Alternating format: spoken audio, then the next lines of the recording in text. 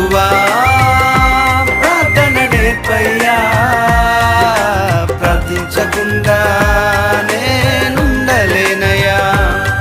నీ పాదాలు తడపకుండా నా పయనం సాగదయా, నీ పాదాలు తడపకుండా నా పయనం సాగదయా. ప్రార్థన వలనే పయనము, ప్రార్థనే ప్రకారము, ప్రార్థనే ప్రాధాన్యము, ప్రార్థన లేనిదే పరాజయం.